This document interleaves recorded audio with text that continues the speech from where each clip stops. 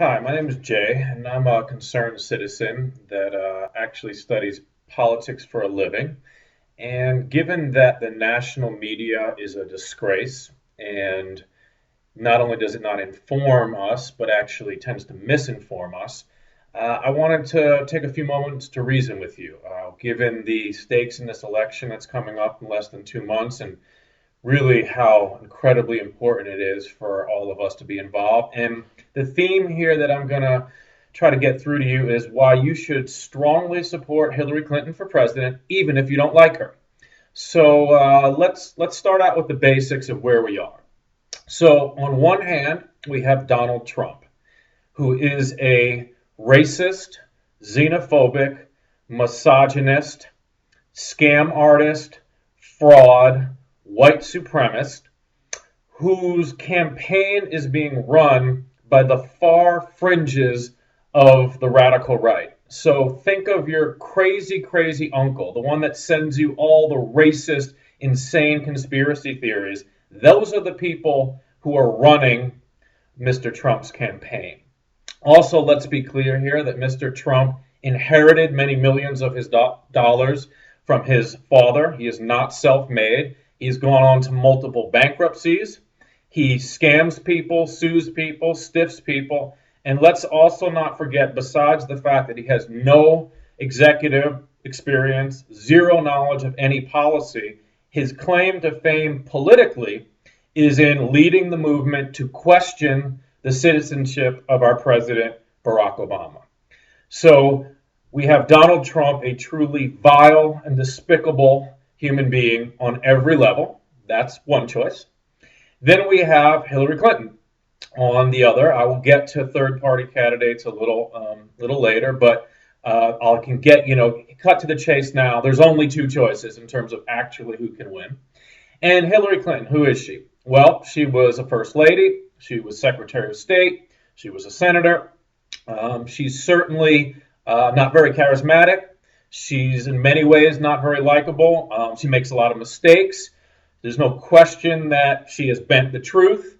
And I would say even some things that are certainly poor judgment, the Goldman Sachs interviews, there's a lot to honestly not like about her. Some of her foreign policy may be being a little too hawkish, but let's put things in perspective. She is a solid center left, accomplished woman with an amazing record of public service who's a flawed human being. And so let's get a few things out of the way. I'll get to the scandals around her later. But if any of you have never lied, if you've never lied to a spouse, a boyfriend, a girlfriend, your parents, a colleague, if you had self-interest motivated to kind of bend the rules a little to get what you want, if you're that type of saint and you feel that you are morally superior of a grand nature to someone like Hillary Clinton, then more power to you. For the rest of us humans who are mortal and flawed, let's cut her a little slack for a moment, okay? And we'll come back around to that, but not excusing any of the things, but just saying, none of us are in glass houses, okay? So I'm going to break down why I think you should strongly support Hillary based on four key points, and then we'll circle back to the third-party candidates and the scandals around her just to wrap things up. So we're going to start with what I consider the most important, which is two words that I think everybody needs to get in their brain. Supreme Court. Okay? So right now, let's be honest about what's happening. The Republicans are trying to steal Barack Obama's Supreme Court pick. So it's been over 100 years since a Supreme Court pick has been stalled to the extent that Obama's has. And this kind of fiction that the Republicans are peddling that, we have a tradition that we don't, vote and nominate courts in the last year of a president's term is fiction. It's just made up. And they're trying to steal his pick and give it to Trump. And so let's talk about what the ramifications are of that. And so I really can't emphasize how important it is for everything that most people care about. So let's kind of go down the list. Voting rights, gay rights, women's rights, the environment, the power of corporations over people, labor rights, prison justice reform, pretty much everything that almost everybody cares about. And let's start with the voting rights, because this is just really, really key for people to understand how important this is. So a few years ago, the Supreme Court gutted the Voting Rights Act. They took out a key provision, and as Justice Ruth Bader Ginsburg said in her dissent, she said the justice's rationale for gutting the Voting Rights Act was similar to if you're holding an umbrella over your head and not getting wet, saying you don't need the umbrella anymore. They said, well, there's no more racism at all, so we'll get rid of the thing that was trying to prevent racism in the in the voting rights. And so let's just see what happened. Okay, less than 24 hours after that decision, which gutted, the Voting Rights Act from 1965, a number of states from the former Confederacy, all Republican-led, just put out sweeping voter suppression efforts immediately.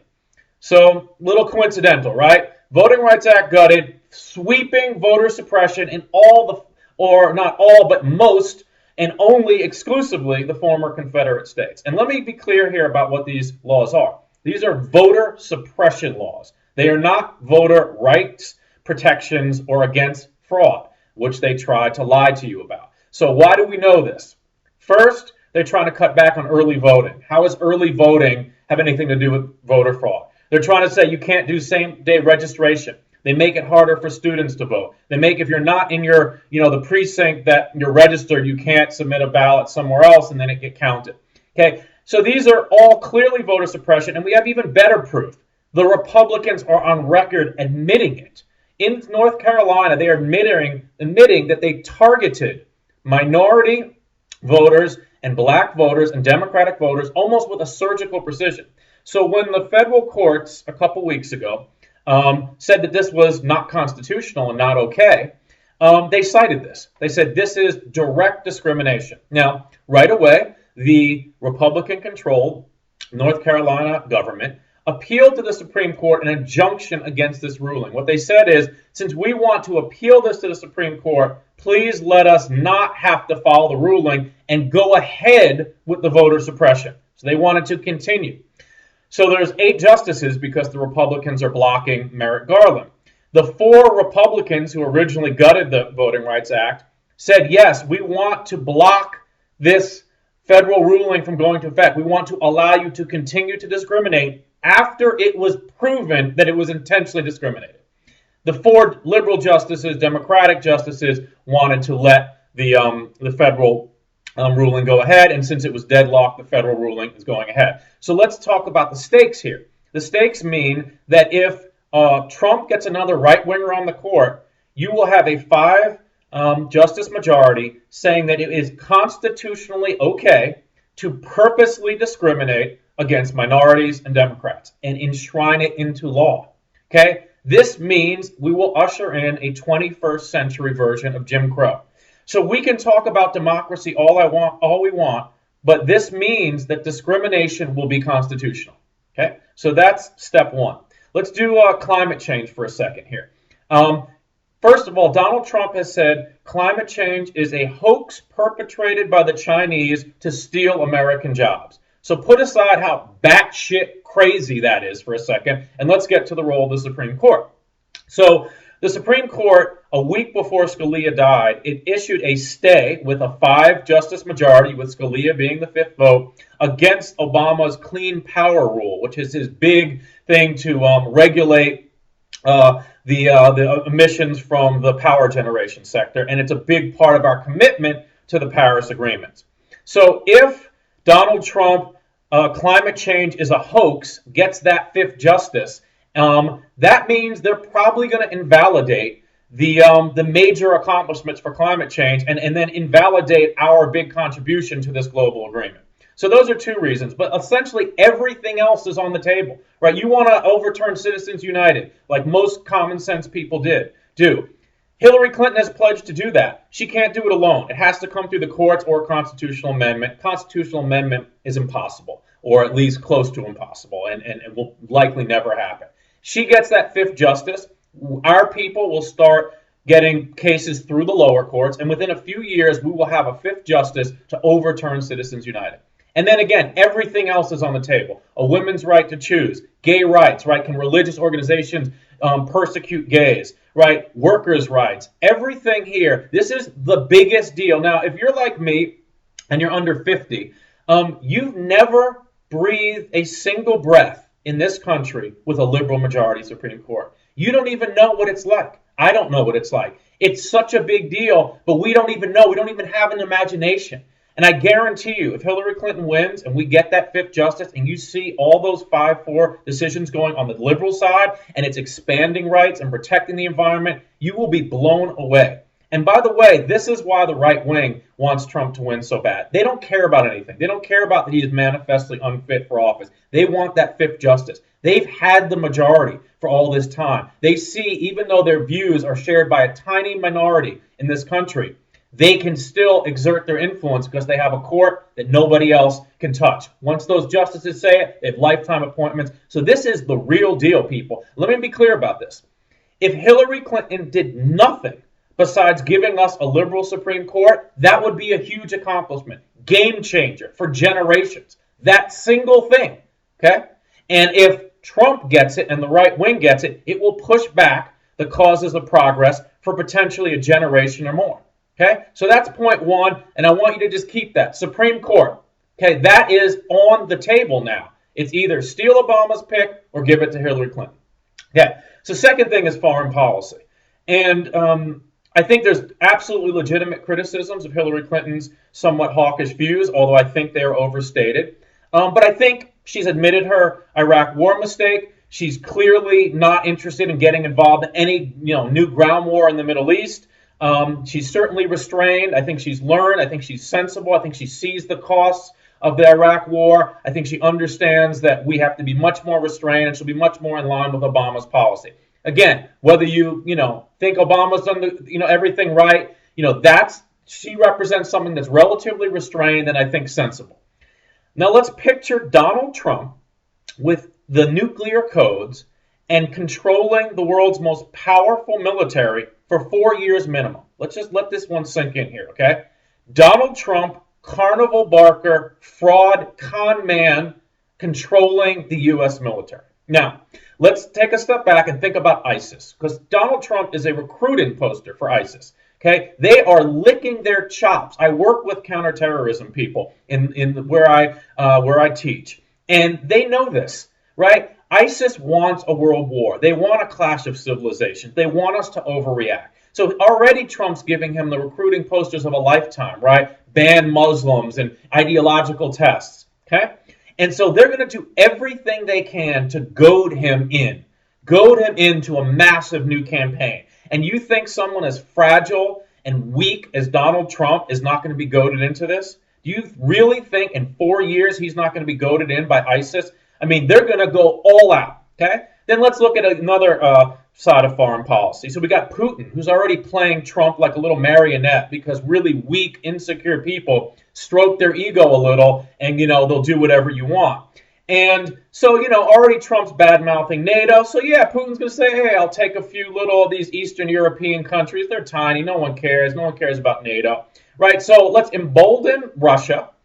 And let's give ISIS the dream of a lifetime that they could never have scripted in a million years. Give them a president who's openly hostile to the entire Muslim world as their enemy. Okay, so if that doesn't scare the shit out of you, then I don't know what to say, right? But I think, again, whether you like Hillary or not, you should strongly support her so we don't get that scenario, okay? Number 3, this is a little more subtle.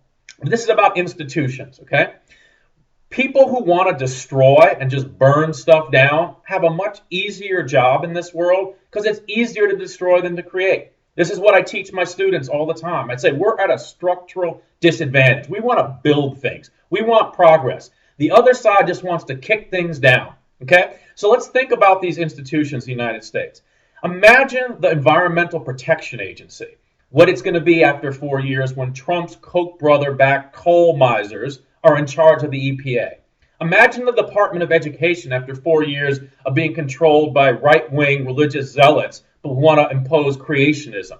Okay, imagine the Department of Justice and the Civil Rights Division under a Giuliani or a Chris Christie. Okay, these institutions will be gutted and destroyed. Okay, and this is stuff that could take decades to build back. So again, this is not a 4-year project here in terms of, okay, things might get bad, but, it won't be so bad. We'll turn it around. No, this is generational damage we're talking about.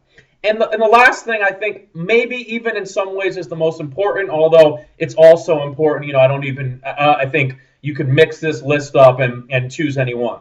And that's Trump and his white supremacy and his political incitement to violence is already causing bloodshed and horror in this nation.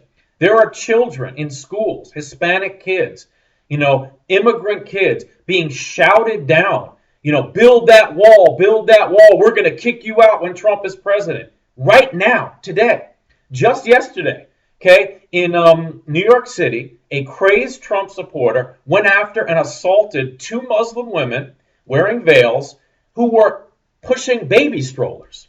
Okay, you have Trump supporters attacking women with baby strollers. Okay, so now, and this gets to a key point here. There's some on the left who think that maybe we need a Trump presidency to wake people up and, we need things to get worse before they get better. Okay, I want to really shut that down. I want to shut that down hard because that goes against all of history. And that's bullshit, and that's never going to happen. History teaches us when there's chaos and despair, the left utopia doesn't rise, right-wing violence and hatred rises. Okay, and let's get some things clear here. The serious extreme right is backing Donald Trump, and again, running his campaign. This isn't fringe; they are running his campaign. If these people, if the white supremacists, if the KKK, if all these super crazy conspiracy theory right-wing people get vindicated because their guy becomes president of the United States and is elevated to the most powerful position in the world, they are going to be empowered. They are going to feel that they can lash out. We will see a wave of racist hate violence like we have never seen before. Okay, this is not a fucking joke, people. People are being harmed now. Now, look, I'm a white male, and, I'm middle class. I'm doing okay. I will likely not directly in the short term suffer under a Trump administration, right? But I probably will under the long term when he ushers in wars and depression and climate change doesn't get addressed. But more importantly, I care about the more vulnerable in our society. I care about the immigrants and the women and the Muslims who are going to be targeted. And they are going to not just be targeted politically, they are going to suffer physical violence and intimidation under a Trump presidency. If you don't believe me, pay attention to history. Again, left-wing fantasy nirvana does not come out of chaos. Right-wing destruction comes out of chaos. So before I leave you, I want to just talk about these Clinton scandals, okay? And I put scandals in quotes. So let's just go. I'm going to give them 1 minute, which is what they deserve. First thing, Clinton Foundation, okay? It gets a 4-star rating from Charity Navigator. Go look that up. That's higher than the Red Cross, okay? So while Donald Trump's been ripping off single women and veterans with his bullshit Trump University and stiffing contractors and bankrupting business, the Clintons have been saving millions of people's lives. Okay? They have been saving millions of people's lives. That those things are even in the same sentence is just, again, shows what our, what a disgrace our national media is. Let's get to the emails. 30 seconds on this. A, the email from Colin Powell instructing Hillary Clinton on how to get around State Department rules and set up a private server is now public. You can read it. Esteemed Republican General Colin Powell giving instructions to Hillary Clinton about how she should do what he did. Second, Hillary Clinton has never, ever been convicted of any criminal act. Ever. Period. Okay? So, again, I'm not going to say she hasn't done a little shady stuff. I'll never say she hasn't lied. I'm not saying the Goldman Sachs things were not a stupid thing to do. I'm not going to defend a lot of the stuff that happened under her husband Bill's presidency. But the reality is she is not corrupt. Okay, she is not corrupt. She has not been charged with any crime or ever found to do a pay for play, whereas Trump has been, by the way.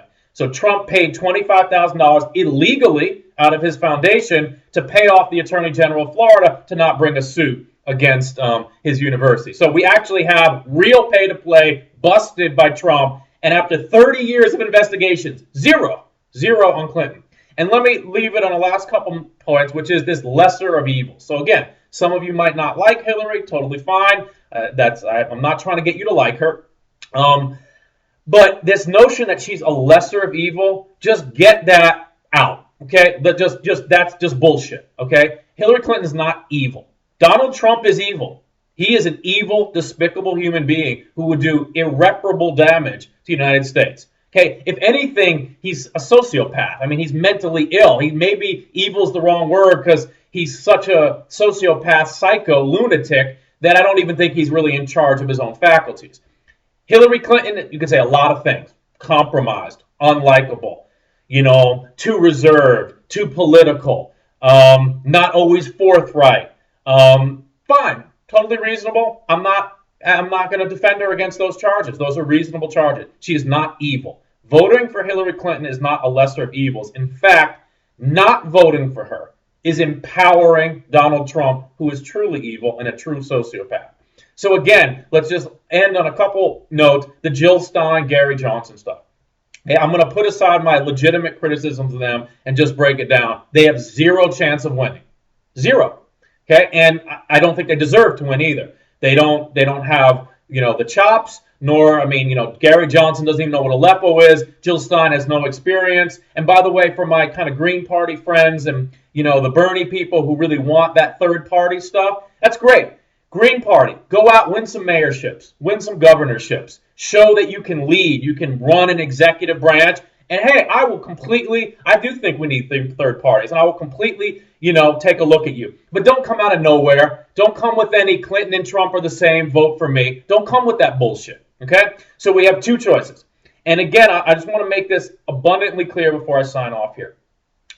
There is one human being standing between Donald Trump and the nuclear codes, between Donald Trump choosing the Supreme Court, Donald Trump staffing the Department of Justice, the EPA, the Department of Education. Okay, this should terrify you. So whether you like Hillary Clinton or not is really besides the point. If you are a sensible, reasonable person of conscience, you should strongly support her. What do I mean by that? I mean, you should absolutely vote for her, and you should help her get elected. Do what you can. Register voters. Volunteer. Do what I'm doing. Make a video. Send it to your friends. Put it on social media. Donate. $50, $100. You know what? And again, what I'm trying to tell you, you don't have to grit your teeth and do it. Okay? We're not trying to elect someone that you want to buddy with. I never got this, that we want to have a beer with or somebody. We're trying to elect the president of the free world, the hardest job imaginable. We want competency and sanity, and we want to prevent an evil demagogue from really, perhaps, ushering in the beginning of the end of Western civilization. So, I hope I've made the point to you that whether you like Hillary or not, you should strongly support her. If you don't, I still love you. I love my country, love everybody, and all the Trump supporters out there. After we win, I'm still going to look out for you. I'm going to still try to help you because we're all in this together, okay? It is one nation, one America, and I hope you will take my message and it resonates with you, and you will go out and we can all celebrate on November 8th when Hillary Clinton is the next president and puts in 50% of her cabinet of women, and finally women get their day, and I think that will be a great, great day for our country. Peace out.